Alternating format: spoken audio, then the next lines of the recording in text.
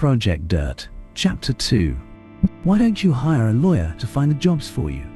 Perhaps somebody less expensive? Rokes asked him as his sister and her husband were shopping for clothes and necessities. Adam gave them 1,000 credits. It should be enough to get them cheap clothes. He and Rokes sat in what he would describe as an alien fast food restaurant. Expensive? What did you mean? Adam looked at him, confused. It had paid 10,000 credits for the whole thing, and for it, he had a company and official documents as well as new bank accounts set up. You don't know, do you? Shit.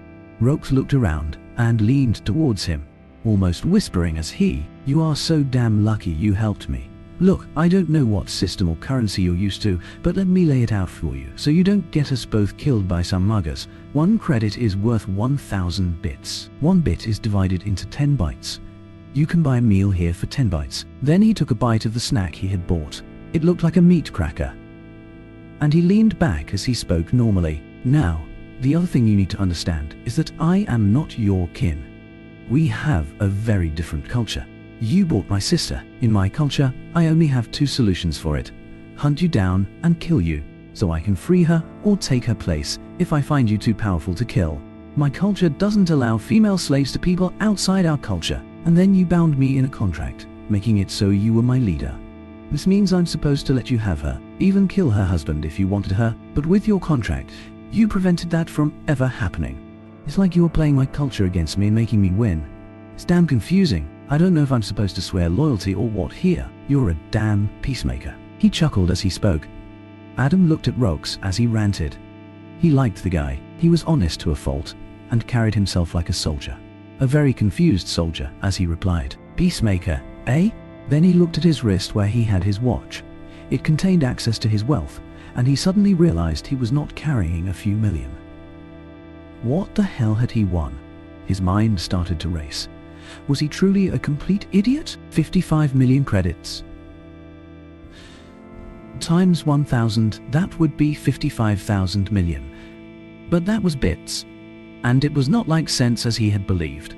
No bits were the dollar. Shit, no. Bytes were the Earth credits, and that was 10 more. Oh my god. When they said he was rich, they were lying. He was filthy rich. He had thought it was 1-to-1, but he had been a complete fool. Why did they call it credits? They should have called it Earth credit and Galaxy credits. His mind was racing. Wait, 100 I mean, wow, so, wait. Okay, sorry, I got a little confused here. You're not going to kill me, right? Rokes grinned at him. No, I'm not. I have a feeling you're going to have a lot of those brain rakes out here. You seem to have no idea about the culture here. Hell, how do you know the lawyers are not going to screw you over? Oh, that is easy. I took intergalactic law in college. My original plan was to join the Marines and have the military pay for my law school in a colony. They let me join, and I stood guard at a gate for 3 years. However, I have 2 years of basic law and 1 year of Galactic Federation contract. I am lucky my last year and got some money, so I didn't re-enlist. I can always go back if this fails. Anyway, that's why I decided to pick that lawyer. He had the credentials, member of the Galactic Law Federation. He came up on the official station listing. He got out his pad and checked it, and suddenly, it all made sense. The Galactic Lottery. He thought it was just a lottery for human colonies. It was a galactic-wide lottery. He searched for his winnings and found that he had split it with 257 others, one of the lowest splits in the last 100 draws. He looked back at Rokes. So, I am good with you, right? No killing? What about Vos? Will he try to kill me? No, you wrote in the contract that he was married to Hara, so they are now more legally married than they were at their wedding back home. Now, their marriage is documented in the galactic census. Like I said, it's like you played our culture against us to protect your own skin. You're good at writing contracts. Just out of curiosity, if I had not signed the contract, what would have happened? We would have killed you and taken your hauler. Rokes said it so casually, as if it was the most normal thing that would have happened. You don't have any protection with you. No weapons. We are on a space station, the most civilized place in the sector. You would have been caught immediately. We would have done it on your ship. I have protection there. Adam winked, and Rokes looked at him as if trying to figure him out. What are you? He finally said, I'm a human. I just want to avoid any trouble while I fulfill my dream." Adam smiled as he saw the two others approach, each carrying 2 bags and a backpack. "Did you buy the whole mall?" Rook stood up, shaking his head as he walked over to his sister. She grinned. "No, we just bought clothes and basics for a year. He said we would be staying on his planet, so we needed a lot of stuff." She looked between Rox and her husband before looking at Adam. "Right." Adam nodded. "Yes, head to the hangar. Bay F46. I will call ahead. D01 will aid you. Rox and I need to take care of a few things." Adam looked at Rox. "If you don't mind." Rox shook his head, and the couple grinned happily. After they left, Adam turned to Rox. "I'm going to need help from you. We are going droid shopping, and I need your knowledge of alien culture. As you said, I accidentally dodged a bullet with you guys, and I want to be more prepared. Like knowing if I hire the wrong guy, will I risk getting killed for breaking a taboo I didn't know about?" Rox chuckles. "You just had a wake-up call, didn't you?" "Okay, I will help you since I like you. You sound crazy, but you saved my sister, and if she fulfills your contract, she will be well off and legally off the galactic slave census. So first off, don't buy my kind as slaves unless you're going to put them under armed guard.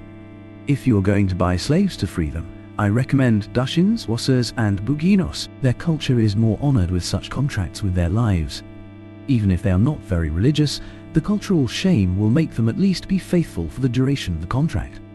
Stay away from my kind and Harans. They will kill you no matter what, or at least try to. We are mostly used as fighters. We are very bad slaves. I wish I had known that before. What about second-hand goods? I have been buying brand new since I don't know how the market works out here. Back home, I would have gone to Finnet and checked for second-hand." He glanced around and saw a pretty lady walking by. She looked like a humanoid.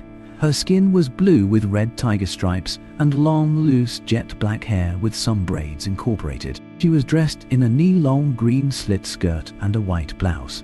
She noticed he stared, winked with emerald green eyes, and grinned with ivory white sheets and 4 sharp fangs. Rox noticed and laughed. "You truly are suicidal. That's a Haran. She would eat you for dinner." The woman vanished past them into the crowd. She was beautiful and had an aura of danger. No harm in looking. Adam grinned back, and Rox smirked. It is she if likes what she sees. Then she would mark you. The Haran are crazy. Anyway, I don't know what Finnet is, but here we have the market hub. We should go there. Just a friendly advice, never buy over the net. That's how they scam you. Only buy on the net on planets with strict online laws. Off-planet, you always go to the market hub so you can see the wares and check them. You should also look for the hub credentials at the shop to ensure you get the real deal. Adam nodded, looked after the lady, and then back to Rox. "Okay, let's go. We need more droids and an engineer, but I need somebody I can trust." Rox laughed. "Trust? In space? You only trust family and clan." They headed to the market hub, and on the way, he told D01 about the couple and had them store their stuff. The android responded affirmatively. They were halfway down when Rox got a message from his sister. He read it and turned to Adam. "You have a destroyer droid as a guardian? That's military-grade shit. What? D01? Yeah, I got a few of them. I bought them off the company. One of my few friends helped me. He worked for the company." "Why? You wait. Destroyer droids are made by Ares Company." "He works for them?" "Yeah, half my country does. The HQ is on Earth." Adam didn't understand why it was a big deal. It was just the top-of-the-line bodyguard droid. Harold was one of the few friends, well, kind of friend he had. Fuck. He had lied to him when he said it was the standard. Probably got himself a nice bonus for that sale. He smirked. He would have done the same thing. Harold probably thought he scammed him and instead rescued his ass. They had grown up in the same orphanages. He was more of a former roommate. Rox nodded and quickly returned a message to his sister. "It's safe, right?" "Yeah, he was told to take care of them and make them settle in," he replied as they stepped out of the lift and entered the market hub. It was not what he had suspected. It was a large open area filled with booths, but it looked clean and tidy. By the entrance, there was an interactive map. Adam looked around at all the aliens. It took him a few seconds to get over the awe of the inhabitants. What? Still not used to all the different species? Rokes smirked as he navigated the map. Yes, actually. I mean, back home there were a few, but for some reason other species tend to avoid Earth. I think we got a bad reputation. Reputation? Yeah, you can say that. Humans are said to be made of chaos, tempered by war and violence, made for war, so you waged war against war. That's what I hear, and apparently your world is filled with dangerous animals. But I never met one, and around here, nothing is more feared than the heron and my kind. We are kind of the top dogs around, so I should fear you? Adam smirked. Yeah, hell, to make it easier, let's just say I'm your bodyguard. That way, we are less likely to get scammed, okay? How much would that cost me? Bottle of whiskey. I have no idea what that is, but sure. Let's go. I found the droid sale. Booth 34. A Duskin seller. Rokes started to walk away, and Adam followed. It took him a while to regain composure and not stare at the goods like a kid in a candy store. He had expected aliens to be strange, but here, things were just bizarre. Rokes chuckled as he noticed. I can see you have just been at the upper levels, where the tourists go. That is for the rosters. They are a half gelatin species. Half the things they sell there are unknown to most people here. Ah, here we are. They entered a booth with several display screens and 3 droids on display. The salesman looked like a green-skinned bald dwarf with several tiny horns that formed a crown. His eyes were bright blue, and he had a short, bluish beard. He wore a bluish one-piece tracksuit with a sleeveless collar and a black vest. He had a pad in his hand. When he saw Adam, his eyes lit up and his mouth opened in a grin, showing off small fangs. Welcome, human. Both Adam and Rokes looked at him surprised. Hello, nice to meet you too. Adam looked surprised at Rokes. I thought humans were rare here. You are. The gods have blessed me with the sight of a real one. You are a human, right? The Duskin moved closer, took out a glass, and scanned him. Adam was dumbfounded as he looked at him. It was something nagging him. Something he should know. Something he had learned about them. Duskin, what was so special about them? They were one of Earth's allies from that old butcher war. That was 150 years ago, so it can't be that. Yes, I'm human. I just arrived, and I need a few droids for a project. Construction droids. Adam replied, as he tried to get back to business. So human, you work with him? Damn. They say your Tufons are loyal. You know what they say about them? The salesman looked at Rokes, who was getting more confused. Your best friend or your worst enemy? Children of chaos. Then he turned to Adam. My name is Soshu Churl, but call me Soshu, and yes, I have droids. How many do you need? 1, 2, 10? Depends on the quality. Did you get the Calvis brand? Rokes' eyes widened as he mentioned the brand, and the salesman laughed and looked at Rokes. Calvis brand? I got the X1, 2 of them, but they are expensive. Soshu's eyes gleamed with prospect of selling his more expensive goods. How much? 1,500 credits per droid, only used to stand guard in an office building. Over a nervous owner, had the highest security, and died from an attack. Family is selling off the redundant. I'll give you 2,500 for both. What? Soshu looked around for something to attack him with, and Rokes stepped between them. Easy. I don't think he knows the rules. It's his first time in the hub. Rokes had one open hand towards the salesman and the other hovering over his pistol. Then, without taking his eyes off the now furious Duskin, he spoke to Adam. Apologies to him. You can't do that here. The price is always final in the hub, and especially with the Duskins. Adam looked between them. I'm sorry. I misunderstood the whole thing. Back home, this would just be the start of a haggling session. My apologies. Of course, I will pay full price. Please accept my ignorance. He looked Shu in his eyes while holding both hands up disarmingly. It seemed to work as he calmed down. So you buy both? 3,000? He stared at him, still a little wary. Yes, I will of course want to see them and your other goods. He tried to sound as friendly as he could, and Rokes sighed. He doesn't know. He probably means something else than what you think. Rokes quickly interjected as he was still between them. Soshu closes his fist and grits his teeth. What? Adam was getting confused, and Rokes looked at him. You're insulting his honor. He would never dream of selling something that's not in excellent condition. That's why I chose this shop. Adam facepalmed at his own ignorance. Again, I'm so sorry. Okay, let me see your catalog, and I will pick the ones I want unless you want me to leave. Soshu looked at him, confused now. Leave? I want your respect and your money. How can I get that if you leave? He looked at Rooks. You need to train him. Get him a travel guide or 10, perhaps some history of the species. He's going to get you killed if you don't. I'm starting to think so too. He tried to flirt with a Haran earlier, Rooks said, as he shook his head in disbelief at the memory. Soshu laughed as he handed Adam a pad, apparently calming down from his insults. A Haran? He does have a death wish. Was it a warrior? He got on another pad and looked at what Adam was ordering, then back at Rooks with a, is this guy real? Look. No. She looked like a businesswoman. If it were a warrior, he would probably be at dinner about now. Then he noticed the look and smirked. He is opening a company. So yeah, he is probably going to empty out your storage. Adam handed back the pad. I guess that should be enough for now. If you don't mind, I will drop by in a few months and check if you have anything else I need. You actually had something I was planning to buy later, so you saved me one trip. I can store it in the warehouse. You are aware that the list will end at 245,000 credits. And you bought 2 different maintenance droids for 2 different ships. They are not comparative. Soshu looked at him, calculating. Adam nodded. Yes, for a Ferriv UZ-12 Huller and a new Su-20 Huller. I need both. Rooks looked at Adam, and then back to Soshu, acting normal.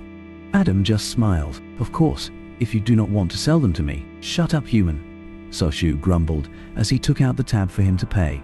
You're going to give me a heart attack. Rooks was ready to jump between them at the new insult, but relaxed, as Adam paid with a smile.